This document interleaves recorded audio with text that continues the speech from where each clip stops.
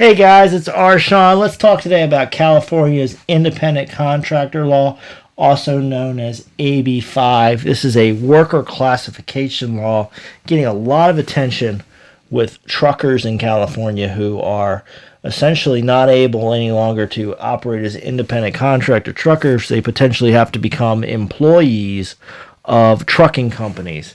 This is really groundbreaking in California, and it has the potential to cross into more states. So I want to really bring that broader lens here today, look at what might happen beyond California, how this might impact the entire U.S. both now and as we move into the future. So this is really landmark legislation. It's in many ways not shocking legislation, but it is there, and it is real, and it is creating a lot of controversy right now. And so what does this mean to other states? We'll be talking about legal issues today as usual, but this is not legal advice. Consult an advisor to give you information on your specific situation. Also not financial or investment advice. We're talking very generally here. Education, entertainment. Consult your advisor for your specific situation. AB5 is controversial. It really is creating a lot of upset. You've seen the headlines with the truckers not being happy with the implementation of AB5. It continues to be rolled out, and for that reason, it really is making big headlines, and for rightful reasons, because it is a big change in the law. So let's jump into it. I'm going to take a look here. I'm going to bring up on my screen AB5, and you can see here I'm looking at the California legislature website. What I like to do when I pull these bills up is I'll go over here to the history tab, and you can see here towards the end of the history, this is both approved by the governor and chaptered by the Secretary of State. So what this does is confirm that I found the right bill. AB5, which is Assembly Bill number 5, that's what most people are calling it, is AB5.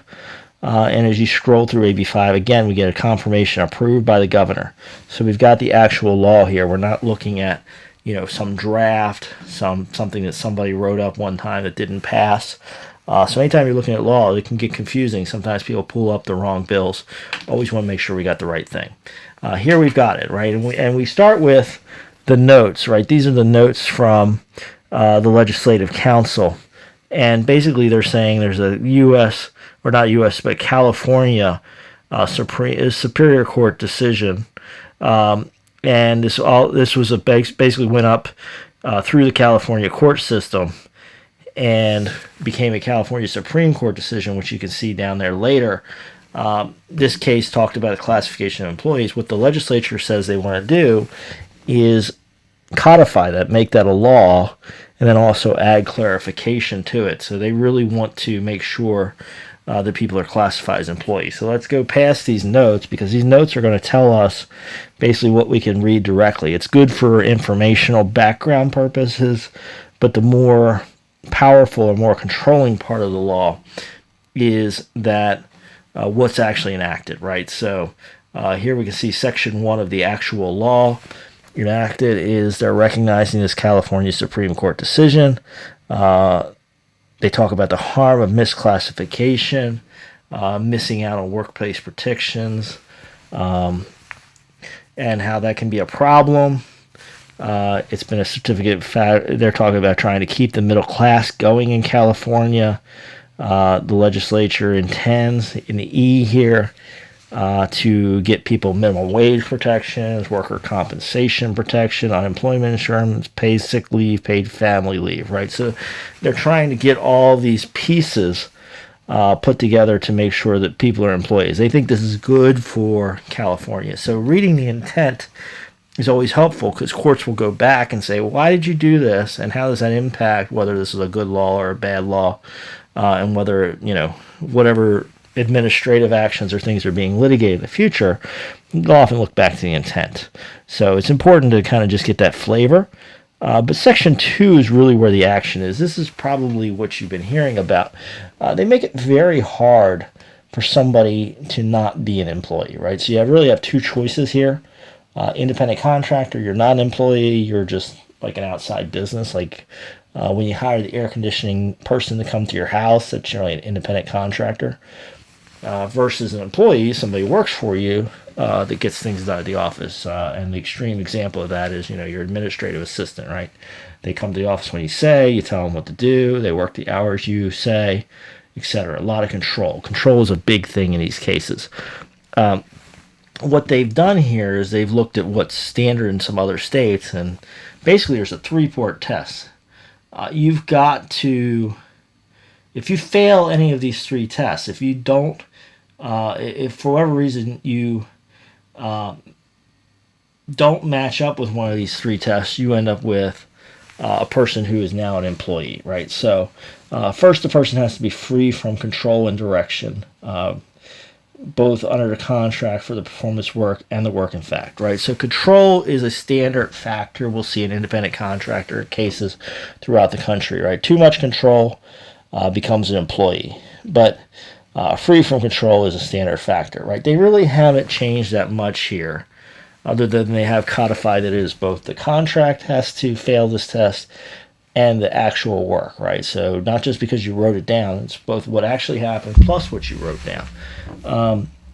Now, B is one of the ones that's new here, that's unique to California. We haven't seen this other places, at least I'm not familiar with this other places. This is one of the ones that was really groundbreaking with AB5. The person has to perform work outside the usual course of the hiring entity's business. So a trucking company, if they hire somebody to do trucking, that person's automatically an employee.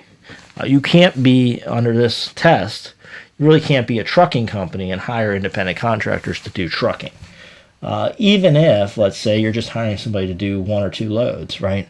This is not somebody who's, what we think about employees, somebody who keeps coming back again, maybe for weeks, months, years, right? Employees usually stick around for a period of time. Independent contractors usually don't, right? Maybe you have somebody come in and do something once or twice, you pay them for it, and they're gone. Doesn't matter here, right? If you're in the business of trucking and somebody's doing trucking, guess what? That's an employee. And then also, the person, in order to not be an employee, the person has to be customarily in independently established trade, occupation, or business in the same nature of that work being performed. So this cuts out kind of those one-time people, right? So if you don't want to be an employee, you've got to be doing the same thing over and over again, probably for multiple people. Otherwise, you're going to fail this test, right? So they've made it very hard not to be an employee. So it's very controversial because it shakes things up, really changes how the trucking industry has been operating for a long time. Meanwhile, most states, if we take a national survey, most states want more employees, right? They want as many people in that employment classification, even in the red states, even the states that are pro-business. They're generally saying, how do we get more people underneath the system of employees? Because then we can look at, working conditions, we can look at overtime, unemployment benefits, right? So even some of these states that really are pro-business still generally want employees, right? So they're looking for misclassified people, and they're trying to reclassify people as employees. So now California is giving them a roadmap. If this California thing takes off and it starts working, we could see more states following suit, right? Saying it's worked in California, that's what they're doing, let's adopt a new law. Or even possibly some states may try to do it by regulatory action, say, well, this is now becoming the norm because it's what California is doing. It gives us an excuse to get more employees. So don't be surprised if a lot of states don't see this as an opportunity to expand their state coffers, to get more involved in the employment workplace. California is probably the test case, right? It is going on right now. Will this take hold? Will it be tolerated? How will it impact the California economy? Will people keep working in California as employees? Or will they say, hey, no, I want to really be an independent contractor. I'm going to vote with my feet. I'm going to go to another state. That's what we're watching right now. But we got this big test going on in California. We're all going to learn from it. Also, another big factor here as we look at this nationally, right, because we're talking about the national impacts of this California law, is a lot of states like to be uniform, or companies like to be uniform. They like to do what the same thing throughout the country. And so if we have a company that has branches in multiple states, they often pick the least common denominator or the most restrictive provision, something they can do that'll be uniform. So since California is more in favor of getting people classified as employees, we may see some companies start classifying more people as employees to avoid the issue of having to do a California analysis, a New York analysis, a state by state analysis, which can get quite expensive and complicated.